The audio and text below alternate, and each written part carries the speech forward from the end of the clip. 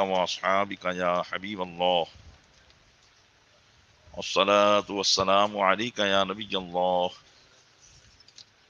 وعلى آلك وأصحابك يا نور الله۔ قیامت کی نشانیوں کے بارے میں درس جاری ہے۔ قیامت کی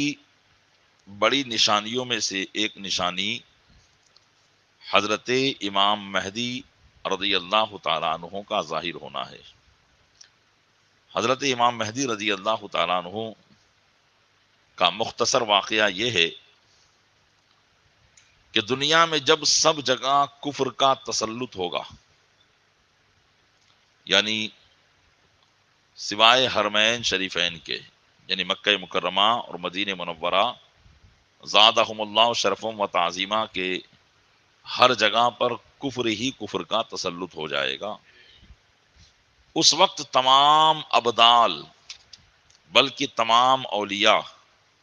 سب جگہ سے سمٹ کر حرمین شریفین کو ہجرت کر جائیں گے۔ ابدال یہ اولیاء کرام کی ایک جماعت ہوتی ہے جو ہر وقت دنیا میں ان میں سے کوئی نہ کوئی موجود ہوتا ہے۔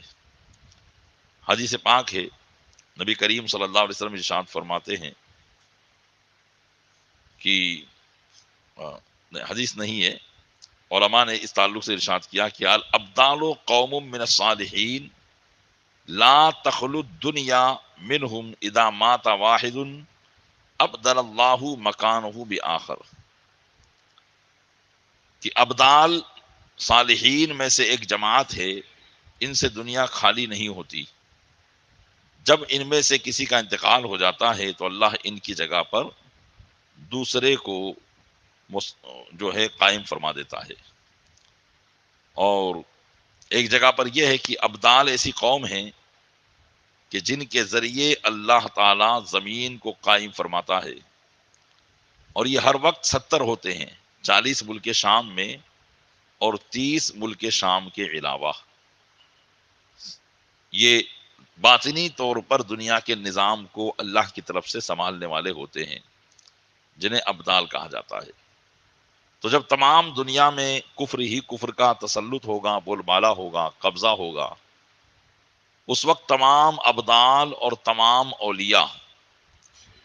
زمین کے ہر کونے سے سمٹ کر حرمین شریفین ہجرت کر جائیں گے۔ اسلام صرف وہیں ہوگا، مکہ مکرمہ اور مدینہ منورہ ہی میں اسلام رہ جائے گا، اور ساری زمین کفرستان ہو جائے گی، سوائے مکہ اور مدینہ کے پوری زمین پر کفر پھیل جائے گا۔ رمضان شریف کا مہینہ ہوگا، ابدال طواف کعبہ میں مصروف ہوں گے، اور حضرت امام مہدی بھی وہاں پر موجود ہوں گے۔ اولیاء اللہ انہیں پہچان لیں گے اور ان سے بیعت کرنے کی درخواست کریں گے، یعنی یہ عرض کریں گے کہ آپ ہمیں بیعت کر لیں، اس لیے کہ وہ اللہ کی طرف سے زمین پر اللہ کے خلیفہ ہوں گے، تو وہ انکار کر دیں گے۔ تو اسی وقت غیب سے ایک آواز آئے گی، ہاذا خلیفۃ اللہ المہدی فاسمعوا لہ واطیعوہ، یہ اللہ کا خلیفہ مہدی ہے، اس کی بات سنو اور اس کا حکم مانو۔ تو تمام لوگ ان کے دستے مبارک پر بیعت کریں گے۔ پھر حضرت امام مہدی رضی اللہ تعالیٰ عنہ وہاں سے لے کر سب کو اپنے ساتھ ملک شام تشریف لائیں گے، سارے ابدال اور اولیاء کو لے کر اپنے ساتھ ملک شام تشریف لائیں گے، اور پھر وہی جامع مسجد میں موجود ہوں گے، فجر کی نماز کا وقت ہوگا اور اقامت یعنی تکبیر بھی ہو چکی ہوگی، اور اس وقت پھر حضرت عیسیٰ علیہ السلام زمین پر تشریف لائیں گے، ملک شام میں دمشق کی جامع مسجد کے پوربی مینارے پر، اور پھر آپ کو نماز پڑھانے کا حکم دیں گے، اور پھر حضرت عیسیٰ علیہ السلام کی سانس کی خوشبو سے دجال پگھلنا شروع ہوگا اور عیسیٰ علیہ السلام اس کو قتل فرما دیں گے۔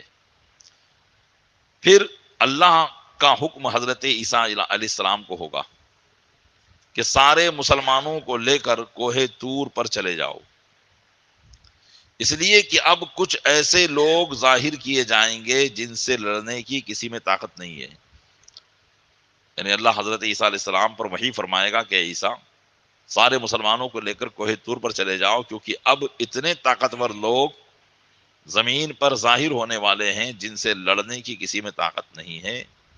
یعنی یاجوج اور ماجوج. مسلمانوں کے کوہ طور پر جانے کے بعد یاجوج اور ماجوج ظاہر ہوں گے، حالانکہ دنیا میں ابھی بھی موجود ہیں، لیکن اللہ تبارک و تعالیٰ نے ان کو پردہ خفا میں کر رکھا ہے کہ آج دنیا کا خطہ خطہ یہ سمجھیے کہ دنیا کے سامنے موجود ہیں، لیکن یہ بھی زمین ہی پر ہیں، دنیا ہی میں ہیں، لیکن اللہ تبارک و تعالیٰ نے ان پر غیب کا پردہ ڈال رکھا ہے. یہ بھی انسان ہے، انسان کی ایک قسم ہے. حضرت نوح علیہ السلام کے ایک بیٹے تھے جن کا نام یافس تھا، یہ ان کی اولاد میں سے ہیں. تو کثیر تعداد میں یہ لوگ موجود ہیں، لیکن اللہ نے ان پر غیب کا پردہ ڈال رکھا ہے، اس لیے کسی کو نظر نہیں آ سکتے. لیکن جب حضرت عیسیٰ علیہ السلام سارے مسلمانوں کو لے کر کوہ طور پر چلے جائیں گے تب یہ ظاہر ہوں گے، اور یہ اس قدر کثیر ہوں گے، یعنی اتنی تعداد ان کی ہوگی کہ ان کی پہلی جماعت بحیرہ طبریہ پر، جس کی لمبائی 10 میل ہوگی، جب گزرے گی تو اس کا پانی پی کر اس طرح سکھا دے گی کہ دوسری جماعت بعد والی جب آئے گی تو کہے گی کہ یہاں کبھی پانی تھا. یعنی بحیرہ طبریہ یہ ایک دریا ہے، تو اور یہ دریا جس کی لمبائی 10 میل یعنی 15 کلومیٹر ہے. تو جب یہ جماعت نکلے گی تو اس قدر کثیر تعداد میں یہ لوگ ہوں گے کہ ان کی پہلی جماعت جو پہلے دریا پر آ گیا تو سارے دریا کا پانی یہ لوگ پی جائیں گے، اور پی نہیں جائیں گے بلکہ زمین ایسی خشک ہو جائے گی، سوکھ جائے گی کہ بعد والے جو لوگ آئیں گے وہ سمجھیں گے کہ شاید کبھی یہاں پانی تھا ہی نہیں. اب اس سے آپ ان کی تعداد کا اندازہ لگا سکتے ہیں کہ کتنی تعداد میں یہ لوگ ہوں گے. پوری زمین پر پھیل جائیں گے اور زمین پر فساد، قتل و غارت گری مچائیں گے، تمام انسانوں کو ماریں گے، قتل کریں گے، یہاں تک کہ جانوروں تک کو بھی نہیں چھوڑیں گے. جب دنیا میں فساد اور قتل و غارت سے فرصت پائیں گے تو کہیں گے کہ زمین والوں کو تو ہم نے قتل کر لیا، آؤ اب آسمان والوں کو قتل کریں. یہ کہہ کر اپنے تیر آسمان کی طرف پھینکیں گے تو اللہ کی قدرت کہ ان کے تیر اوپر سے خون میں آلودہ ہو کر گریں گے، تو یہ سمجھیں گے کہ ہم نے آسمان والوں کو بھی قتل کر دیا. یہ اپنی انہی حرکتوں میں مشغول ہوں گے، یعنی یہی سب فساد دنیا کے اندر مچا رہے ہوں گے، اور وہاں پہاڑ پر حضرت عیسیٰ علیہ السلام اپنے ساتھیوں کے ساتھ محصور ہوں گے، یعنی قید رہیں گے. حصار باندھ دیا جائے گا کہ یاجوج ماجوج کو ان تک جانے کی طاقت نہیں ہوگی. یہاں تک کہ ان کے نزدیک حدیث پاک میں ہے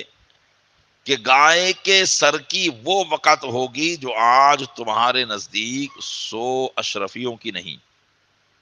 یعنی کثیر تعداد میں لوگ ہو جائیں گے وہاں پر، چونکہ سارے مسلمان وہیں پر ہوں گے اور کھانے پینے کا انتظام نہیں ہوگا تو چیزیں مہنگی ہو جائے گی. تو حدیث پاک میں فرمایا گیا، رسول اکرم صلی اللہ علیہ وسلم فرماتے ہیں کہ ایک بیل کے سر کی، سری کی اتنی قیمت ہوگی جو آقا علیہ السلام نے اپنے زمانے کے اعتبار سے فرمایا کہ آج جو 100 دینار کی قیمت نہیں ہے اس سے زیادہ قیمت بیل کی سری کی ہوگی. اس وقت حضرت عیسیٰ علیہ السلام